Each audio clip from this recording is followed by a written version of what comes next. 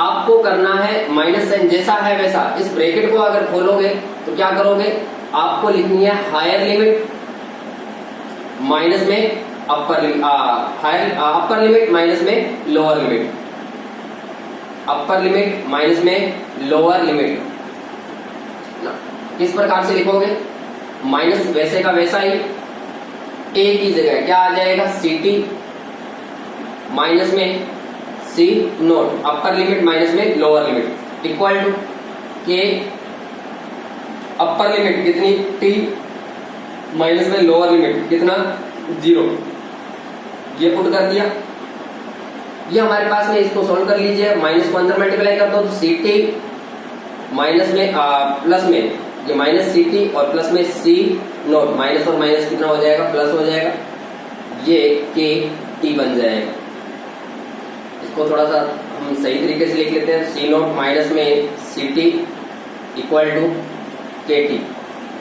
देखिएगा हमने इक्वेशन में जो हम क्रिया कारक के लिए बोल रहे हैं, तो क्रिया कारक के लिए हमने सी नोट कितना माना था ए, और सी टी हमारा क्रिया कारक के लिए कितना हो रहा है, पहले ए था और अब कितना हो गया ए माइनस एक्स, तो सी टी हमारा क्रिया कारक का कितना ए माइनस एक्स। अगर मैं वैल्यू पुट कर देता हूं इसके अंदर, क्या बन जाएगा, ये सी नोट की वैल्यू ए माइनस में हमारे पास में ये बन जाएगा ए माइनस एक्स इक्वल टू के टी। इसको अगर हम खोल देते हैं तो ये बन जाएगा ए माइनस ए प्लस में एक्स इक्वल टू के टी। ए से ए कैंसल आउट, हमारे पास में इक्वेशन आ गई एक्स इक्वल टू के टी। देखिएगा पहले भी हमारे पास में ये इक्वेशन आ चुकी है, कौन सी, जब उत्पाद के रिस्पेक्ट में हमने निकाला था उस कंडीशन में हमारे पास में आया था x इक्वल टू के टी, इक्वेशन नंबर 4, और यहाँ पर ये इक्वेशन नंबर हमारी 7 आ गई है। सेम है, कहीं से भी कर दीजिए। अगर आपको प्रोडक्ट के रिस्पेक्ट में निकालना है प्रोडक्ट के रिस्पेक्ट में निकाल दीजिएगा, और अगर आपको रिएक्टेंट के रिस्पेक्ट में निकालना है तो रिएक्टेंट के रिस्पेक्ट में आप निकाल सकते हो। इस प्रकार से आप इसकी तुलना है वो कर सकते हो। आगे अगर हम देखें तो इसके लिए एक ग्राफ आता है, ग्राफ किस प्रकार से बनाना है वो बता देता हूं आपको।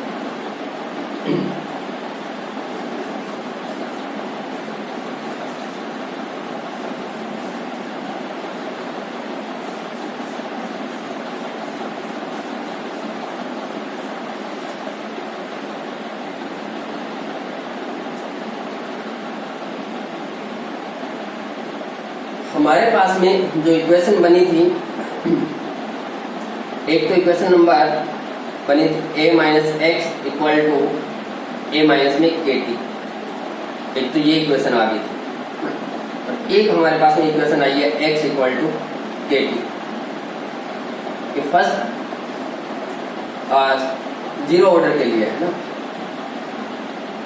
अगर हम एक्स और टी के बीच में ग्राफ बनाना चाहते हैं, है ना, एक्स और टी के बीच में ग्राफ बनाना चाहें तो किस प्रकार से बनेगा, देखिएगा। Graph between x and T, x को हम एक अक्ष पर ले लेते हैं और एक को टी को हम दूसरी अक्ष पर ले लेते हैं। हमारे पास में ये बना है x इक्वल टू के टी। अगर हम इसे लिखें तो ये लिख सकते हैं के टी प्लस में सी या 0। हम इसे मान लेते हैं ये y एक्स पर है, y जो लेफ्ट वाला है mx प्लस में c। c की वैल्यू कितनी 0। जब अंतःखंड हमारा 0 है, यहाँ x t की जगह आ रहा है और m क्या है, ढाल है, इसकी स्लोप क्या हो जाएगी k। यहाँ पर ढाल कितनी है, k है। तो y बराबर mx प्लस c से तुलना करने पर अगर हम c की वैल्यू जब भी 0 आती है तो ये ग्राफ है वो मूल बिंदु से स्टार्ट होता है, और इसकी जो y बराबर mx प्लस c का जो ग्राफ है वो क्या आएगा, स्ट्रेट लाइन आएगा। स्ट्रेट लाइन कुछ इस प्रकार से, जितना t बढ़ेगा वैसे ही x बढ़ता जाएगा, जैसे t बढ़ेगा वैसे ही x बढ़ेगा, और इसका स्लोप है m, कितना है k। ये इसका स्लोप आ जाएगा। अब देखिएगा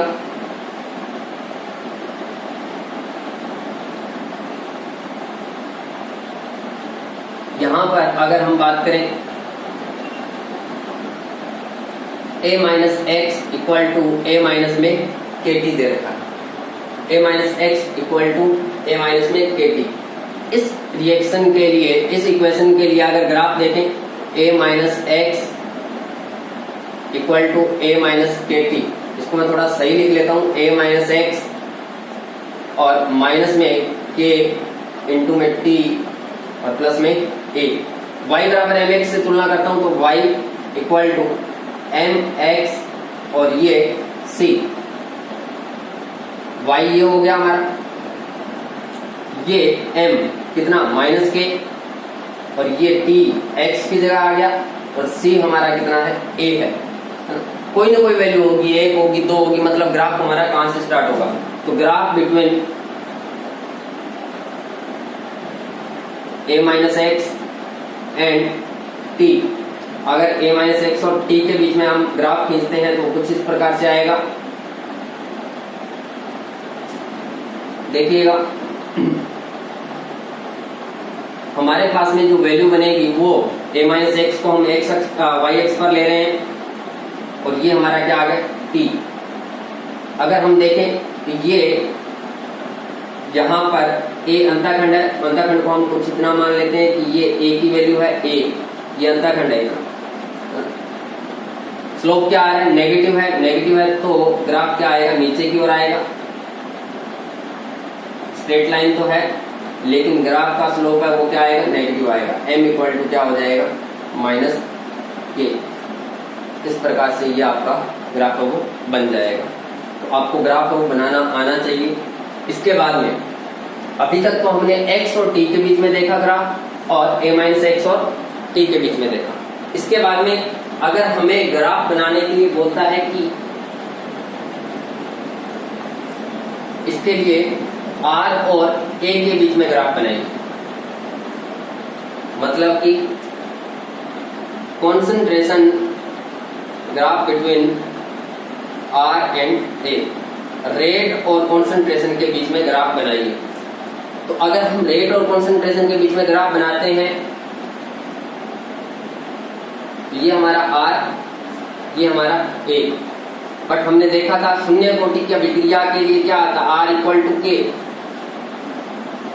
रेट वो कॉन्सेंट्रेशन पर डिपेंड नहीं करती है। अगर हम कहें कि रेट इतनी थी, अब भी वो इसी रेट से बढ़ेगा, चाहे हम कॉन्सेंट्रेशन को कितना भी बढ़ाते रहें, रेट है वो नियत रहेगी। रेट क्या रहेगी? नियत रहेगी। तो इसका ग्राफ है वो किस प्रकार से आएगा? इस प्रकार से आएगा।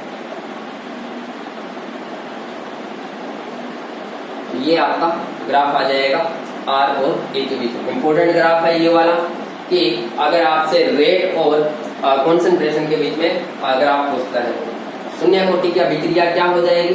शून्य कोटि की अभिक्रिया की अगर हम बात करते हैं, शून्य कोटि की अभिक्रिया क्या होती है? वो अभिक्रिया जिसकी दर क्रिया कारक की सांद्रता के ऊपर निर्भर नहीं करती है, वो हमारी क्या कहलाती है? शून्य कोटि की अभिक्रिया कहलाती है। और इसके लिए हमने देखा इसका डेरिवेशन किस प्रकार से है। अगर आपके डेरिवेशन याद नहीं रहता है तो आप जो इक्वेशन है वो याद करिएगा। कभी कभी एग्जाम में डेरिवेशन इसका पूछ लिया जाता है, जैसे फर्स्ट ऑर्डर का और जीरो ऑर्डर का, इन दोनों का ही पूछा जाता है कि डेरिवेशन इनका करना होता है, फर्स्ट ऑर्डर और जीरो ऑर्डर। आपको निश्चित माध्यम से करना हो तो निश्चित से कर दीजिएगा, अनिश्चित से करना है तो अनिश्चित से कर दीजिएगा। थैंक्स।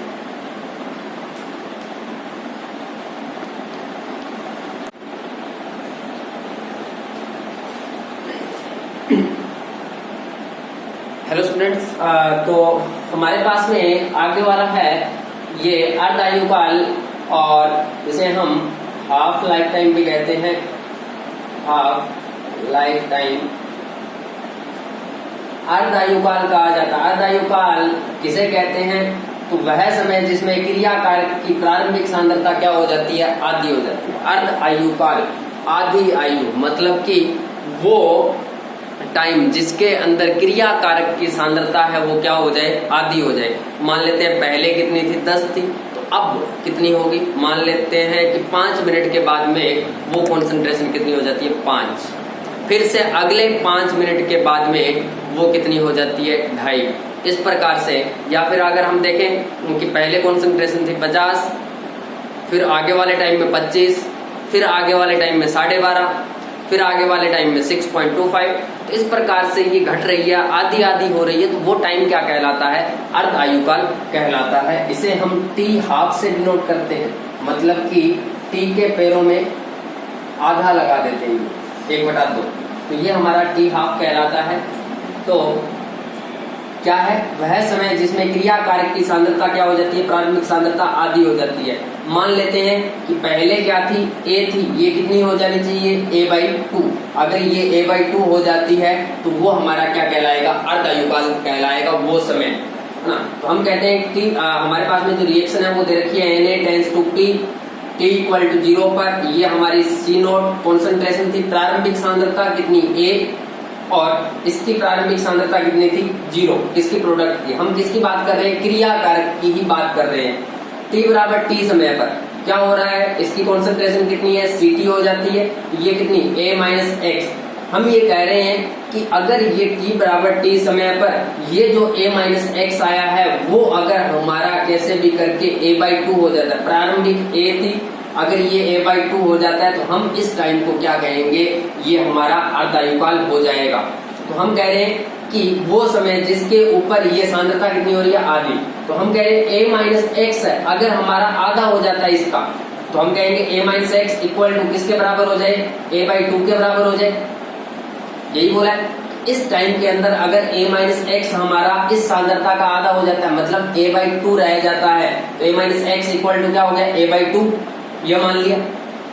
हम क्या करते हैं, इस A/2 को इस साइड में ले आते हैं, तो ये बन गया x equal to A minus में A/2 और x इक्वल टू A/2। तो हमारे पास में x की वैल्यू क्या आ गई है, A/2। अगर हम इसके अंदर पुट करके देखते हैं तो क्या ये आधी हुई है इस टाइम में, तो अगर हम इतनी मानते हैं तो ये देखिएगा A माइनस x में x की वैल्यू हमारे पास में A/2 आई है, तो A माइनस में A/2 कितना रहेगा, A/2, मतलब कि वो इस टाइम के अंदर कॉन्सेंट्रेशन कितनी हो रही है, आधी हो रही है। तो क्रिया कारक की सांद्रता जब आधी हो जाती है तो वो हमारा क्या कहलाता है, अर्ध आयुकाल। क्या, यदि हमारा x A/2 है तो वो टाइम क्या कहलाएगा, t½ कहलाएगा। t½ को हम अर्ध आयुकाल के रूप में डिनोट करेंगे। तो t½ पर x इक्वल टू कितना हो जाता है, A/2 हो जाता है, इसका आधा हो जाता है ना। जस्ट ये आधा आ जाएगा, A/2 हो जाएगा। x और t की वैल्यू हम पुट कर देते हैं। हमारे पास में इक्वेशन आई थी पहले, शून्य कोटि की अभिक्रिया के लिए x इक्वल टू kT, तो पुट में ये किसके लिए आता है, पर शून्य कोटि की अभिक्रिया के लिए हम देख रहे हैं। तो x इक्वल टू kT और इसकी वैल्यू पुट कर देते हैं x और t की। x की कितनी, A/2, x की A/2 पुट कर दी हमने, k इंटू में t की वैल्यू t½ लिख दिया है, इसको इसके पैरों में है t½ है ना, कुछ इस प्रकार से t और ये ½ ऐसे नहीं है t/2। तो ये t½ में इसको हम क्रॉस मल्टीप्लाई कर देते हैं या फिर इसको नीचे ले आते हैं इसके, ये बन जाएगा t½ इक्वल टू A/2k। अगर हम इस इक्वेशन में देखें तो हमारे पास में 2 हमारा कांस्टेंट है, k भी हमारा कांस्टेंट होता है। कांस्टेंट को जब हटाया जाता है, कांस्टेंट लगाते हैं तो समानुपाती निशान हट जाता है, और कांस्टेंट जब हटाया जाता है तो समानुपाती निशान आ जाएगा। तो t½ समानुपाती क्या हो जाएगा, a। जब हम यहाँ पर समानुपाती का निशान लगाते हैं तो उस कंडीशन में इसका जो ग्राफ आता है वो एक स्ट्रेट लाइन आता है। तो graph between t½ and a के बीच में, इसके बीच में अगर ग्राफ खींचेंगे तो ये क्या आएगा, प्रोपोर्शन का जो ग्राफ आएगा वो आएगा क्या, एक स्ट्रेट लाइन आ जाएगा। इस प्रकार से a और t½ के बीच में एक ग्राफ आ जाएगा, इस स्ट्रेट लाइन मूल बिंदु से। आगे है माध्य आयुकाल, या इसे औसत आयुकाल भी कहा जाता है। इसे हम डिनोट करते हैं t एवरेज से या फिर t कंप्लीट से भी डिनोट करते हैं। क्या होता है, यहाँ पर तो हमने बोला था सांद्रता कितनी हो जाती है, आधी हो जाती है। अगर हम कहें कि ये पूरे का पूरा ही कितना हो जाए, 0 हो जाए, वो समय जिसके अंदर क्रिया कारक की सांद्रता कितनी हो जाए, 0 हो जाए। हम कहते हैं कि पहले सांद्रता कितनी थी, t बराबर 0 पर 10 थी और t बराबर 5 पर कितनी होगी, 0 होगी। तो वो क्या कहलाता है, माध्य आयुकाल कहलाता है, t बराबर 5, है ना।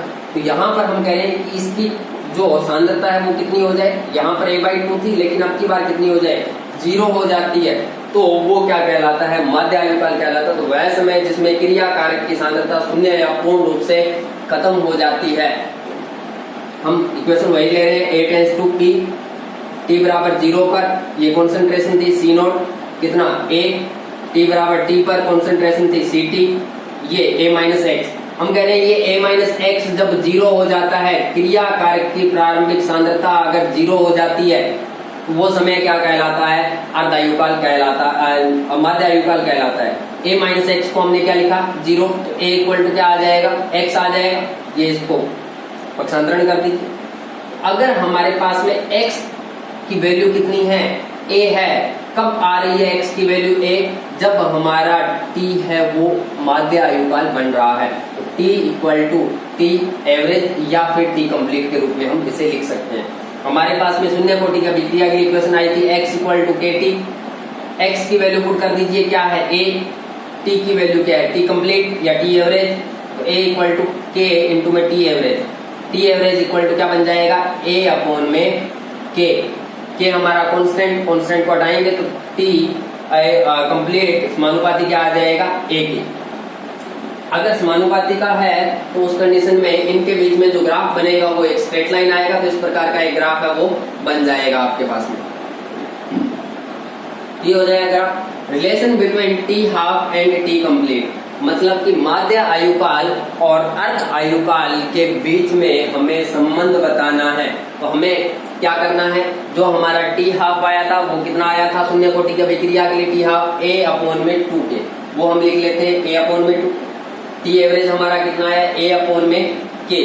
अगर मैं इस t हाफ को लेता हूं तो देखिएगा t हाफ इक्वल टू, इसको 1/2 को आगे ले आइए और a इंटू में a अपॉन में k, a अपॉन k हमारा किसका आया है, t एवरेज को a अपॉन k कहते हैं, तो t एवरेज हमने लिख दिया ये, तो t half equal to 1/2 into में t average, t average equal to क्या बन जाएगा, इसको क्रॉस मल्टीप्लाई कर दो तो ये 2t हाफ के बराबर होता है। तो कभी कभी आपसे रिलेशन निकालने के लिए बोल देता है कि सिद्ध कीजिएगा t एवरेज माध्य आयुकाल है वो अर्ध आयुकाल का क्या होता है, दुगना होता है, ये सिद्ध करना है। तो आप इस प्रकार से ये दोनों निकाल लीजिएगा और इसके बाद में इन दोनों में रिलेशन दिखा दीजिएगा, तो इस प्रकार से आप निकाल सकते हो ये वैल्यू। तो ये आपका एक इम्पोर्टेंट क्वेश्चन बन जाएगा। वैसे इसके ऊपर क्वेश्चन पूछा जाता है अर्ध आयुकाल के ऊपर कि अर्ध आयुकाल, वैसे प्रथम कोटि के विक्रिया के लिए पूछा जाएगा अर्ध आयुकाल, इसके लिए बहुत कम क्वेश्चन बनते हैं इसके ऊपर, लेकिन प्रथम कोटि के विक्रिया के ऊपर अर्ध आयुकाल का क्वेश्चन है वो बनेगा। Thank you.